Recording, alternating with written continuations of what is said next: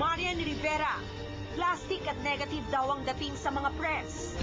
Last Monday, sa press conference para sa pelikulang Desperadas, nagulat ang lahat sa pag-iyak ni Marian nang matanong siya tungkol sa kontrobersyal ng ngiti ni Karil sa The Bust last week. Pero ayon sa bulong-bulungan, ang tunay na dahilan di umano sa pagiging emosyonal ni Marian noon ay ang sunod-sunod na tanong sa kanya ng press. Baka naman ganyan ang attitude ni Karil kasi akala niya, like her, nagsisex na rin niya. Kaya maging proud siya dapat kay Dingdong kasi Dingdong talaga matulis. Kasi nung una naanakan niya si Antoinette. Ngayon naman nabuntis ka niya. So ano mang rumors pang about Dingdong, hindi na maging kapag-ipaniwala. At ang di umano'y pagtawag sa kanya ng Tupperware o plastic ng isang member of the press habang nakasalang siya sa Q&A. Kasunod nito, nagsimula namang kumalat ang usap-usapang di umano, sinadya at scripted ang ginawang pag-iyak ni Marian sa press con. Moreover, some reliable sources said that on her way out, Marian raised a thumbs up sign to Mother Lily Monteverde, the producer of their film, and asked, "Okay ba yung ginawa ko?" Marian Rivera, negative nga ba ang dating sa press? Dahil dito, sinubukang kumausap ng The Boss ng ilang members of the press para hingin ang kanilang opinyon tungkol kay Marian. Hindi niya naipapaliwanag ang side niya pag may mga lumalabas na issue. Kaya madalas misunderstood. Wala naman akong mahasamang experience kay Marian. She has to grin and bear it because she's in show business. Diba? She has to be strong enough to face it. Marami nagsasabi na nega, marami na nagsasabing okay lang, nakilala nila. Pero parang mas marami yata yung nanenegaan sa kanya dahil hindi nga siya naiintindihan din siya. In the same manner na hindi niya rin naiintindihan kung ano yung naging reaction din sa kanya ng iba. Sa premiere night pa rin ng Desperadas, walang takot namang sinagot ni Marian ang panibagong isyong dahil sa kanyang pag-iyak sa press con. Hindi ako nag-walkout. Sila mismo ang nagpaalis sa akin dahil nakikita nila naman kung anong nararamdaman ko. Totoo akong tao. Kung anong nakikita nila, yun. Pero hindi po siya talaga feeling or parang Hindi kasi in the first place, nasaktan ako at yun nga, basta nasaktan ako, na-offend ako, at marami akong kontratang pinapangalagaan, di ba? So isa yun sa mga pinangangalagaan ko.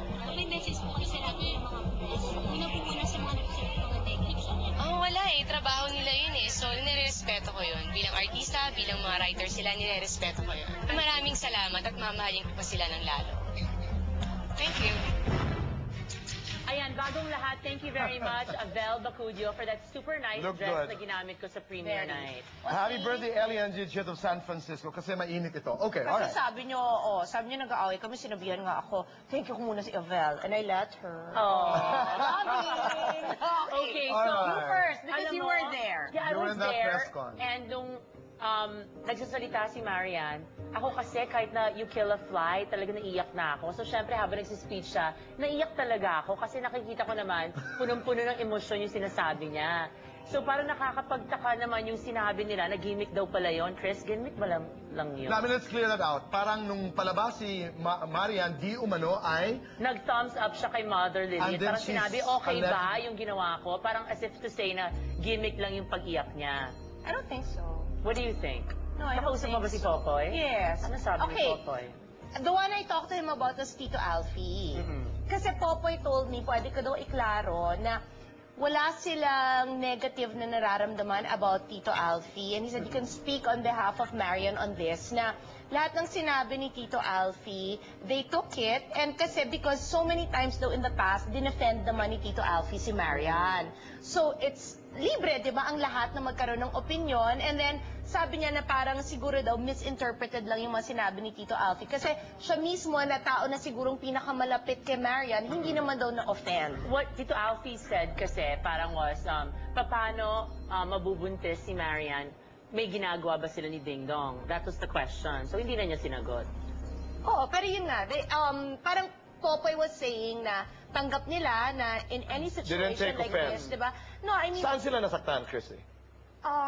Bakit umayak si Okay, can I explain about the plastic part or do I have enough time? Kasi tinanong ko si Popoy na, Poy, baka naman talagang nagsungit o nagpapasign ng posters. And then sinabi ni Popoy and Tito Ernie Pecho, you can, pwede mo tawagan tayo, di ba, to clear this. sabi ko, Popoy, nangyari ba yun sa Universal? And Marian has never had a face-to-face encounter with Ernie Pecho. So Tito Ernie's a liar? No. It didn't happen to Tito Ernie directly daw. May mga nagsumbong kay Tito Ernie na nung nagpapapirma sila ng poster kay Marian, sinabi daw ni Marian na istorbo. But Popoy said, Chrissy, kilala mo ko. Kung nagawa yan talaga ni Marian, hindi ko naman yun ikokondon. Pagsasabihan ko talaga yung alaga, pero pinaninindigan ng alaga ko na never daw nangyari na may nagpapirma siya sa kanya na sinabi niya na istorbo. Kasi di ba, Ruth, it's parang a tribute to your stardom pag may mga nagpapapicture, may mga nagpapasign, so talagang tiyaga yun. So I believe Popoy there. Okay, katulad nga ng sabi mo, Chris, that's the side of Popoy and Marian. Yes, we don't know the side of Tito Ernie. If you're watching, we are open to your side of the story. And about Tito Alfie din, sinabi nila, okay sa kanila yon, tanggap na tanggap nila. Oo. Okay, just so to close, ikaw? just to close, the day of the press con, I Yes. texted Marian kasi talagang naiyak ako and sabi ko, I just want you to know, being in the business for more than 20 years, talagang ang industriya talaga, marami ka talagang intrigang dadaanan. So just be ready and be strong. Sabi ko, I hope when I see you sa premiere night, nakasmile ka na. And Marian texted back naman. To say thank you. To say thank you, Question Ate. lang, Rufa. When this happened, kayo ba, si Peachy, ikaw, and the other stars, did you have a sense na nang agaw siya ng eksena? Yes, Ruth, ikaw. Kasi di ba opening natin sa bond, sinabi mo yon? Hindi, kasi yun ang sinasabi ng iba. But did you feel somehow that she called attention to herself by doing so? That's what people say, but in my personal opinion, at that moment, hindi ko naisip yun kasi nadala ako sa emotion niya. Alright. Okay, that's clear. Okay, parang... And I respect that. That's true. Ang last na lang, kasi sabi ko, Opoy, anong pwede ko sabihin? Sabi niya, alam mo, Chrissy, affected na kami. Hindi naman kami ganun katibay talaga na lahat ng paninira, matatanggap mo na lang. Nasasaktan kami. And sinabi daw ni Marian sa kanya, ano bang nagawa ko sa kanila? That's a good question, Chrissy, because this is a time for her and Popoy to assess. Yun nga, anong nagawa ko sa kanila, meaning the press, na ganyan na lang ang opinion about me. So, you're right, they are assessing that, but I think also na she is the biggest star right now. Diba? Yung parang malaki talaga yung Marian Rivera na pangalan because in 2008, 2 back-to-back hit shows. Let's admit that, highest rated na mga shows, di ba? So, mainit na pinag-uusapan siya talaga. Tapos, may love triangle pa. Pero that's also relative, Chrissy, ha? She's one, probably the biggest, but not the biggest. I don't think she's bigger than you. No. This is not meant to flatter Chris Aquino. But we are not recognizing the achievements of Marian. Diba? Ina-acknowledge natin yun.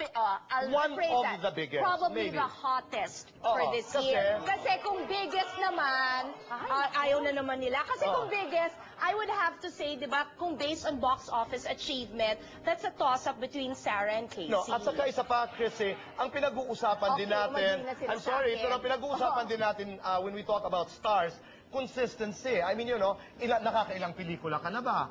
Gaano ka ba ka-consistent, hindi ba? Okay.